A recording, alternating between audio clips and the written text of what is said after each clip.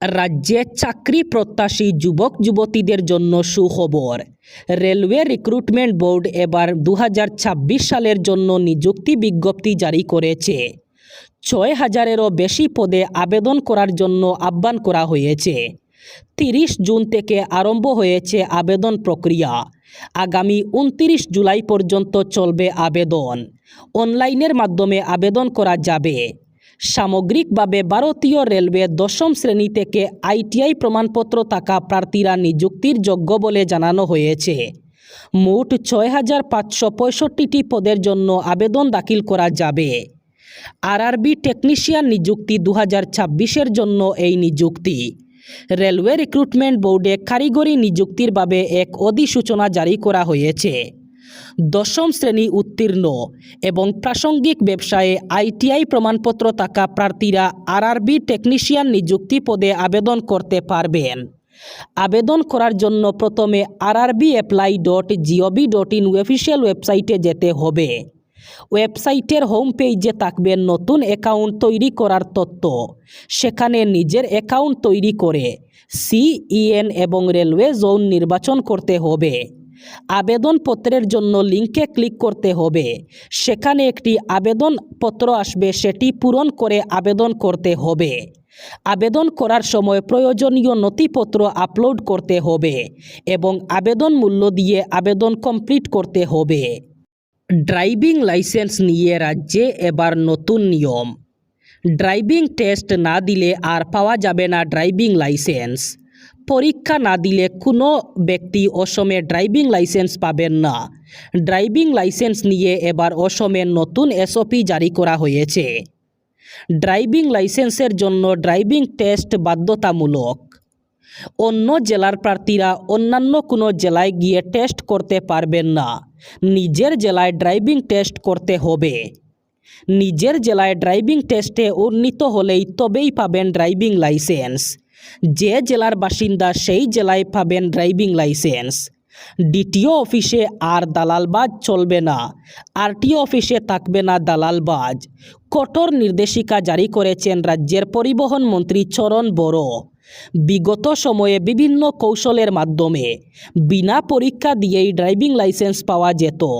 এবার আর বিনা পরীক্ষা দিয়ে ড্রাইভিং লাইসেন্স পাওয়া যাবে না।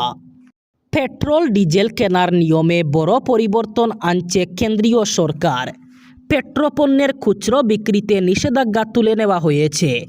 প্রত্যেক গাড়ির ক্ষেত্রে 200 লিটার পর্যন্ত জ্বালানি কেনার সর্বোচ্চ সীমা বেঁধে দেওয়া হয়েছিল সরকারের তরফে। এবার সেই নিষেধাজ্ঞা তুলে নেওয়ার সিদ্ধান্ত নেওয়া হয়েছে। এই নতুন নিয়ম 1 জুলাই থেকে কার্যকর হচ্ছে। সরকারের সিদ্ধান্তের ফলে বাণিজ্যিক ব্যবহারকারী এবং শিল্প বাণিজ্য সংস্থাগুলি সাধারণ পেট্রোল পাম্প থেকে একবারে বেশি পরিমাণে পেট্রোল ডিজেল কিনতে পারবে।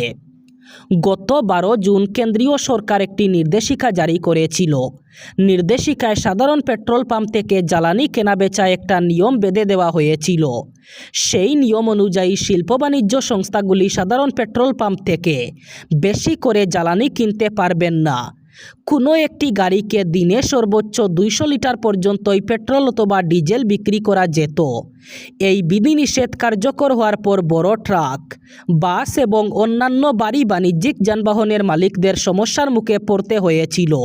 তবে এবার সেই নিষেধাজ্ঞা তুলে নেওয়া হয়েছে। ধেমাজি জেলায় বন্যা পরিস্থিতি ক্রমশ ভয়ঙ্কর আকার ধারণ করছে। সিমেন নদীর বন্যার জলে সিমেনমুখ গ্রাম পঞ্চায়েতের বহু গ্রাম প্লাবিত হয়েছে।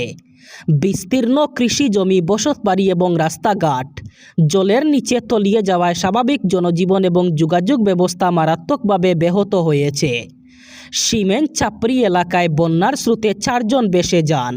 তাদের মধ্যে 3 জনকে ব্রহ্মপুত্র নদ থেকে জীবিত উদ্ধার করা হলেও একজন এখনও পর্যন্ত নিখোঁজ। নিখোঁজ ব্যক্তির পরিচয় বালিকুটির বাসিন্দা সুধাময়া যাদব বলে জানা গেছে। অন্যদিকে জুনাই এলাকায় বন্যার জেরে রেল যোগাযোগ সম্পূর্ণভাবে বন্ধ হয়ে পড়েছে। সিমেন নদীর উপর থাকা রেল সেতু ভেসে যাওয়ায় লাচিত এক্সপ্রেস আপাতত শুধু গৌহাটি থেকে শিলাপাথর পর্যন্ত চলছে। সেতুটি পুনর্নির্মাণ না হওয়া পর্যন্ত মুরকং চেলেক পর্যন্ত ট্রেন চলাচল বন্ধ থাকবে। ইরান যুদ্ধ শেষ হওয়ার পর আন্তর্জাতিক বাজারে অপরিশোধিত তেলের দামে বড় পতন ঘটেছে।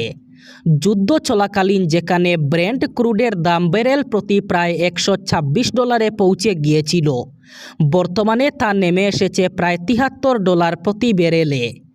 বিশ্ববাজারে তেলের এই বড় মূল্যপতনের পর বিশ্বের বহু দেশ পেট্রোল এবং ডিজেলের দাম কমিয়েছে। তবে ভারতের ক্ষেত্রে এখনও জ্বালানির খুচরো দামে কোনো পরিবর্তন দেখা যায়নি। ফলে সাধারণ মানুষের প্রশ্ন উঠেছে, বিশ্ববাজারে তেলের দাম কমলেও ভারতে কেন কমছে না তেলের দাম? তথ্য অনুযায়ী ভারতের রাজধানী নয়াদিল্লিতে বর্তমানে প্রতি লিটার পেট্রোলের দাম 102 টাকা 12 পয়সা এবং ডিজেলের দাম 95 টাকা 20 পয়সার আশপাশে। দীর্ঘদিন ধরেই এই দামে কোনো পরিবর্তন হয়নি। অন্যদিকে ভারতের প্রতিবেশী দেশগুলির অধিকাংশই আন্তর্জাতিক বাজারে তেলের দাম কমার সুবিধা গ্রাহকদের কাছে পৌঁছে দিতে শুরু করেছে। পরিসংখ্যান বলছে, ভুটানে পেট্রোলের দাম প্রতি লিটারে 109 টাকা থেকে কমে 99 টাকায় পৌঁছেছে। পাকিস্তানেও পেট্রোলের দাম 130 টাকা থেকে কমে 101 টাকা হয়েছে।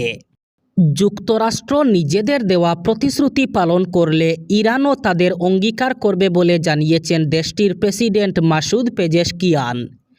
একই সঙ্গে তিনি সতর্ক করে বলেছেন, তেহরানের বিরুদ্ধে যে কোনো ধরনের হুমকি অথবা চাপের কড়া জবাব দেওয়া হবে। সামাজিক যোগাযোগ মাধ্যম এক্সে দেওয়া এক বার্তায় পেজেশকিয়ান বলেন, আন্তর্জাতিক সমঝোতা ও চুক্তি একতরফাভাবে কার্যকর হতে পারে না। পারস্পরিক আস্থা ও প্রতিশ্রুতি রক্ষার মাধ্যমেই দীর্ঘমেয়াদী সমাধানের পথ তৈরি হয়। ইরানের প্রেসিডেন্ট বলেন, পারস্পরিক সমঝোতা একটি দ্বিমুখী রাস্তা।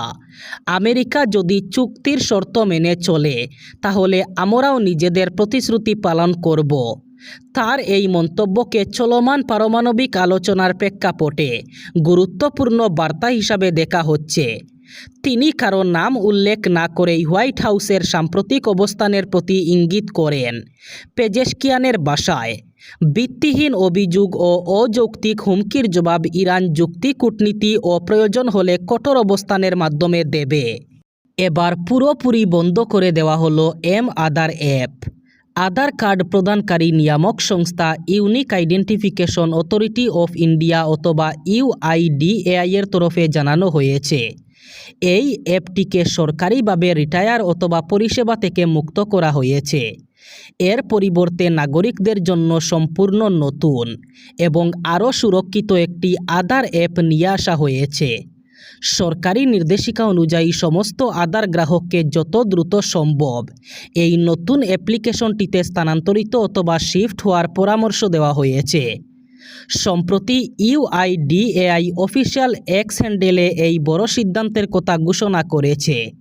তারা জানিয়েছে, পুরনো অ্যাপটিতে আর কোনো নতুন আপডেট অথবা সুরক্ষা সংক্রান্ত প্যাচ দেওয়া হবে না, যার ফলে ধীরে ধীরে এই সমস্ত অনলাইন পরিষেবা বন্ধ হয়ে যাবে।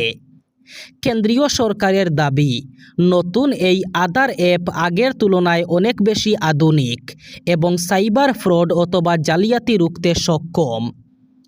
ফিঙ্গারপ্রিন্ট অথবা ফেস অথেন্টিফিকেশন।